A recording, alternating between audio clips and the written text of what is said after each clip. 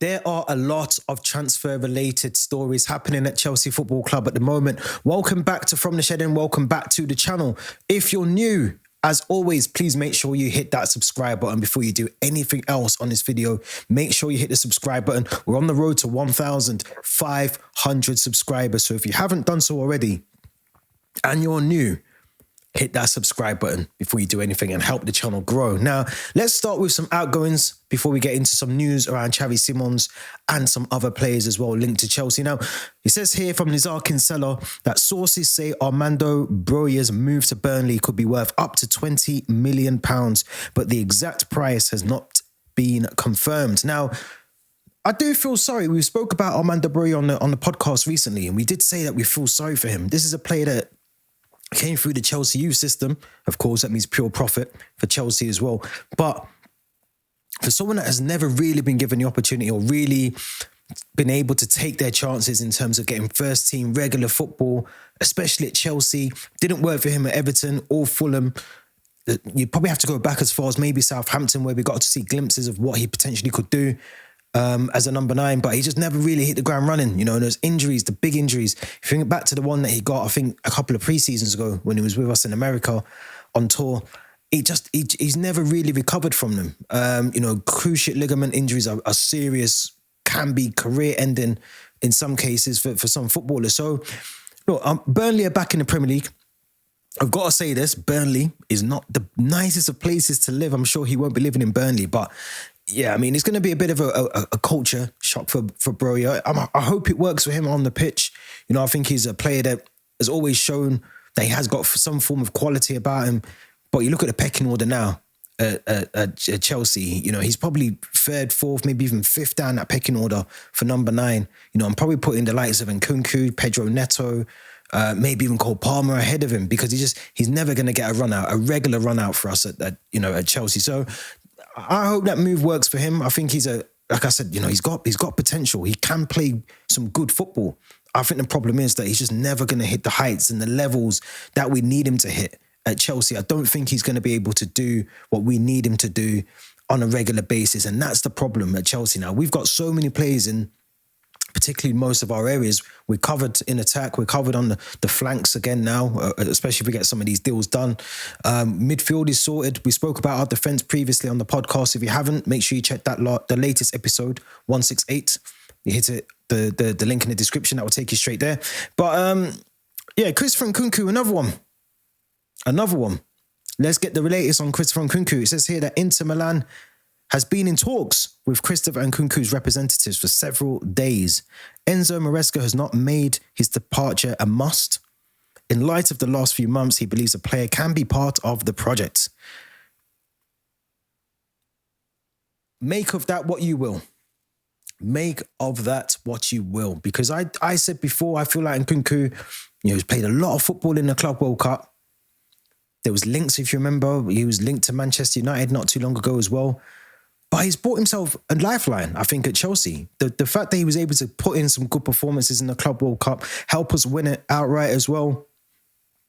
There's nothing to say that Christopher Nkunku can't stay at Chelsea and make a name for himself. I really think, I said it before, I think if we do allow Christopher Nkunku to leave the club, then there's a couple of things. One, I think we can't sell him to a rival. We can't sell him to a Newcastle or a Manchester United. I think if we do sell him, it will be abroad. I said that last week. I'm going to stick by my word. But I do think the door is not firmly shut on Christopher Nkunku. I think he has the chance to make himself a Chelsea regular if he gets his head down and he knuckles down and he works hard on the training ground. I think he could be a Chelsea regular. I really do. Now, there is talk that Christopher Nkunku is actually part of the Xavi Simons deal to try and entice RB Leipzig to allow the fee that we're offering for Xavi Simons and part of the Christopher Nkunku deal to bring Xavi Simons to Chelsea. Now, apparently, RB Leipzig are holding out for more money. It looks firmly like they want to make sure that they get their money's worth for their player, who, by the way, let's move on to some Xavi Simons news. It's linked to the Christopher Nkunku news. It says here, very, very latest from Fabrizio Romano, Xavi Simons has no injury or issues. He's out of today's game for clear desire to join Chelsea. He's not even on the bench, as revealed in the morning, and the message is clear. Xavi wants to leave. So maybe Christopher Nkunku heads back to RB Leipzig. Maybe that could be the sweetener for the German club to allow Xavi Simons to finally leave. Now, I'm a bit worried about this deal, I'll be honest. Not because we need him, essentially, but we've put a lot of effort, a lot of grit, a lot of fight, a lot of negotiations into trying to get Xavi Simons to join Chelsea. Now, if it doesn't happen, I do think maybe we could have diverted that attention to elsewhere. I'm thinking Donnarumma, who's very, very heavily linked with Manchester United. We know that we need a goalkeeper. We know we need a goalkeeper. I just think if we spend so much time on this deal for it to fall apart at the very last hurdle, personal terms have been agreed. The player wants to move. He's not in the lineup for his match today for RB Leipzig. This looks like a deal that should be very straightforward and should be getting announced very soon. But there's something that just doesn't sit right with me in terms of this Xavi Simons deal.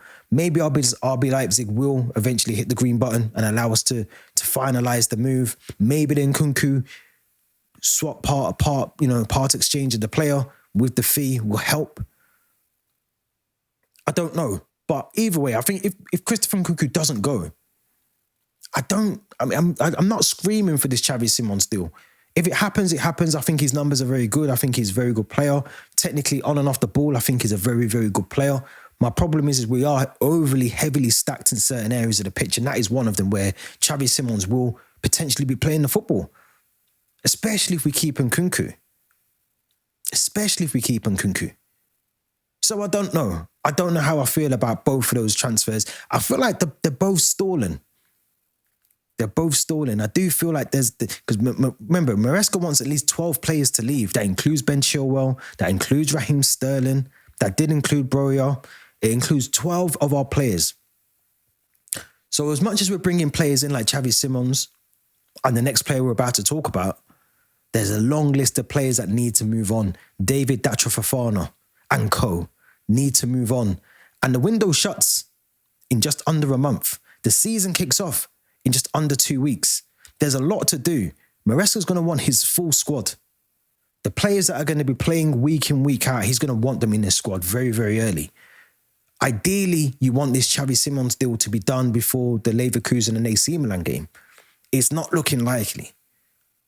Unless things intensify, get a bit more aggressive this weekend and beyond, into next week, then I can't see it happening, which worries me a little bit because we're investing a lot of time and, like I said, a lot of negotiations into this deal. Now, the last bit of news is some positive, good news, because it says here from Fabrizio Romano that Jorrel Hato completed his medical and signs a 7-year deal at Chelsea. Now, this was reported yesterday and also early this morning as I'm recording this on the Saturday morning.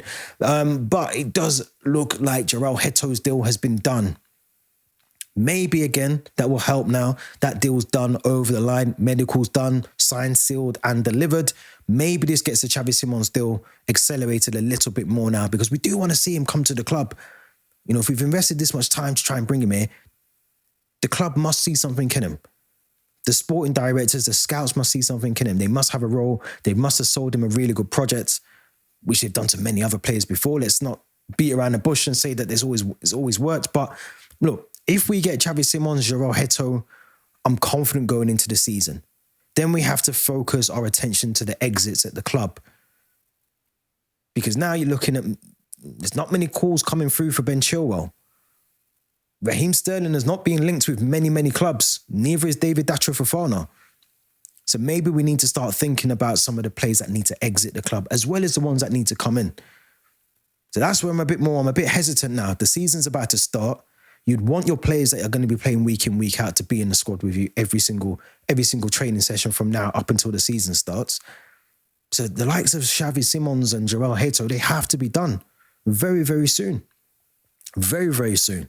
I think things will intensify. I think now that the deals are being done very quickly, other clubs are starting to do the same. There's a bit of panic buying going on elsewhere. But yeah, we've done our main bulk of our business. If you think about João Pedro, Jamie Gittins, Liam Delap, all came through the door very early. We had players from last season that we brought in. Estevao is another one that looks likely. You know, he done a very good press conference for the club's website yesterday.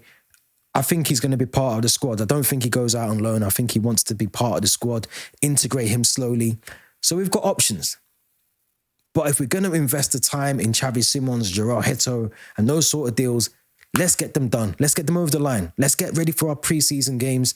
AC Milan, Bayern Leverkusen, and that big game against Crystal Palace to open our season in a couple of weeks' time. I'm looking forward to the season. As I said, Football League is back. Community Shield next week. And then it's all systems go for Chelsea Football Club. So I'm looking forward to this season. But let's get these deals done. Let's get these exits done. And let's focus on the season. Because this is going to be a big season for Maresca, big season for us as Chelsea fans, and a big season for Chelsea Football Club as a whole. Champions League football is back. I'm excited. There's a lot of content coming up on this channel, so make sure you subscribe. Hit that like button. Don't forget to hit the Linktree link in the description as well. And we'll be back very soon with another video. Thank you very much for watching.